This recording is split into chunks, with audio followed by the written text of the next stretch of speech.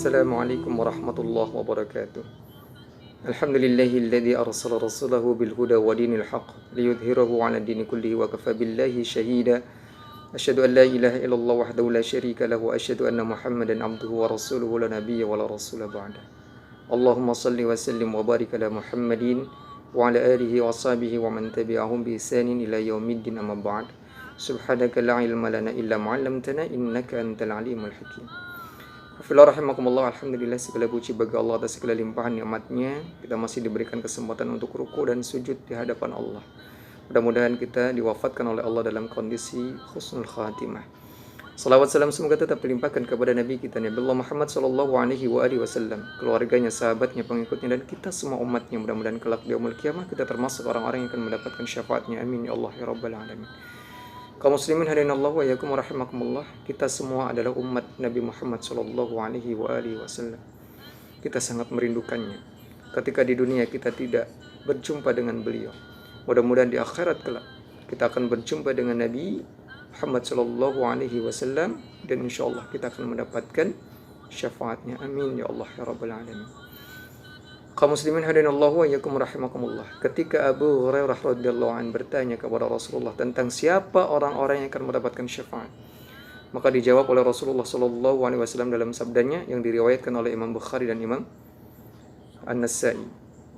Beliau bersabda, "Wa syafa'ati liman qala la ilaha illallah mukhlishan."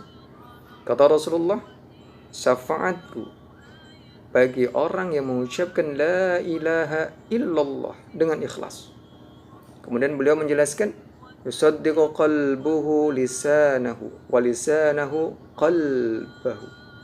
Kata Rasulullah, orang yang ikhlas itu adalah orang yang hatinya membenarkan lisannya dan lisannya membenarkan hatinya.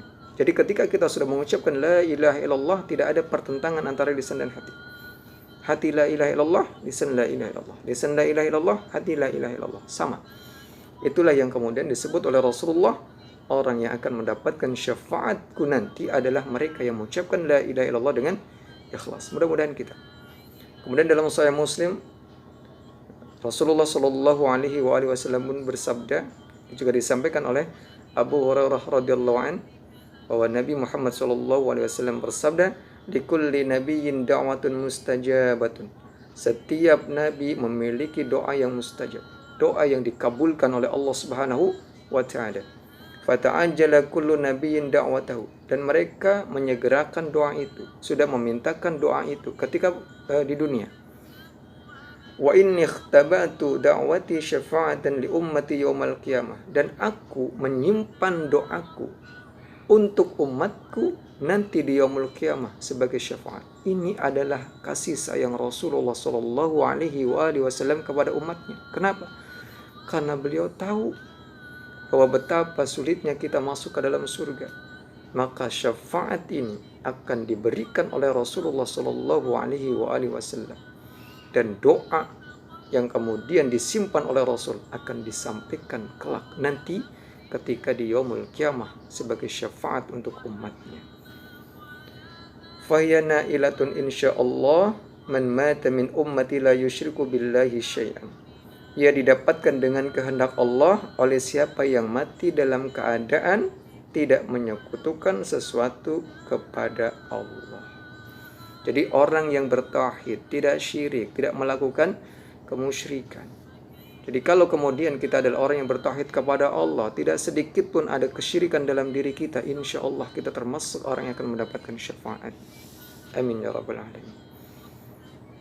Wa fillah rahimakumullah, Ibnul Qayyim rahimahullah menyampaikan tentang pembagian syafaat.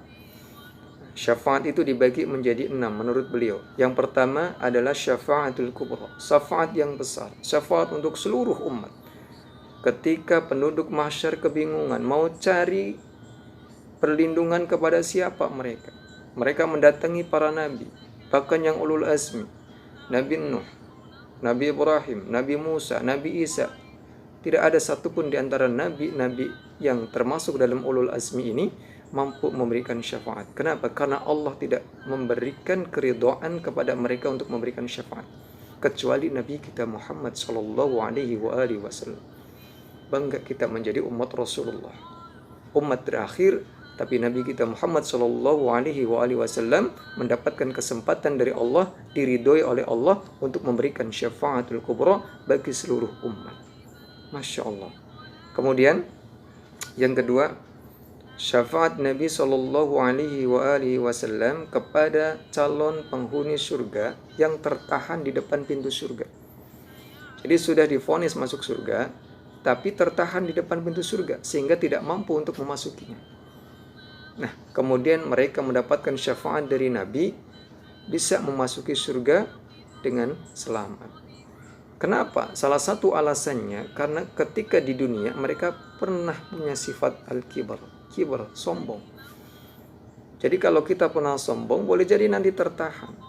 Sudah diperkenankan masuk, tapi sulit dibuka pintunya. Kenapa? Karena dulu kita pernah punya sifat kibar.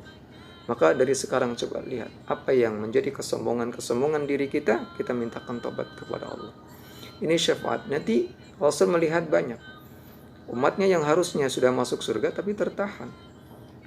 Kemudian Rasul meminta kepada Allah untuk dibukakan pintu surga supaya umatnya bisa masuk surga. Kemudian yang ketiga adalah umat syafaat dari Nabi Muhammad Sallallahu Alaihi Wasallam kepada umatnya yang sudah divonis masuk neraka. Divonis masuk neraka, kemudian mereka digiring oleh malaikat menuju ke neraka. Begitu di depan pintu neraka, tinggal dicemplungin saja, tinggal dilempar saja.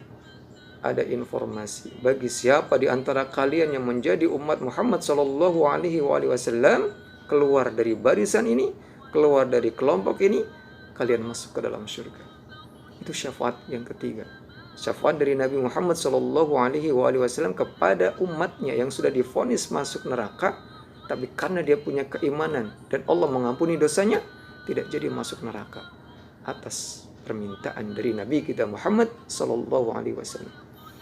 Kemudian yang keempat, syafaat Nabi Sallallahu Alaihi Wasallam kepada umatnya yang sudah masuk neraka, tapi dia punya iman, punya tauhid, dan seumur hidupnya tidak melakukan kesyirikan, hanya banyak dosa dan belum tobat, dan dosanya bukan dosa syirik. Kemudian mereka disiksa. Atas dasar syafaat dari Nabi Muhammad Sallallahu Alaihi Wasallam, mereka diangkat dari neraka, dibasuh dengan narul haya, disuruh untuk masuk ke dalam surga. Kemudian yang kelima adalah syafaat Nabi Muhammad Sallallahu Alaihi Wasallam kepada umatnya yang sudah berada di surga, tapi mendapatkan nikmat tidak terlalu banyak dan tidak terlalu baik. Semua nikmat surga memang baik, tapi Rasul ingin menambahkan kepada umatnya yang sudah masuk surga untuk ditinggikan lagi derajatnya. Maka Rasul pun meminta kepada Allah untuk umatnya yang sudah masuk surga ditinggikan lagi derajatnya, diperbanyak lagi nikmatnya. Masya Allah. Kemudian yang terakhir, syafaat dari Nabi Muhammad Sallallahu Alaihi Wasallam untuk ahli keluarganya yang kafir, yang tidak masuk ke dalam Islam. Apa permintaan dari Rasulullah? Bukan dikeluarkan dari neraka, tapi diringankan siksa nerakanya. Hal ini berlaku hanya untuk paman beliau, yaitu Abu Thalib. Dan inilah yang kemudian perlu kita sadari, bahwa syafaat itu nothing free, tidak gratis. Harus dicari dengan ikhtiar yang kuat. Minimalnya supaya Rasulullah Sallallahu Alaihi Wasallam mengenali diri kita, lakukan apa yang menjadi sunnah-sunnahnya. Perbanyaklah salawat atas Nabi Muhammad Sallallahu Alaihi Wasallam. Mudah-mudahan kita termasuk di antara kaum umat dari Nabi kita yang akan mendapatkan syafaat.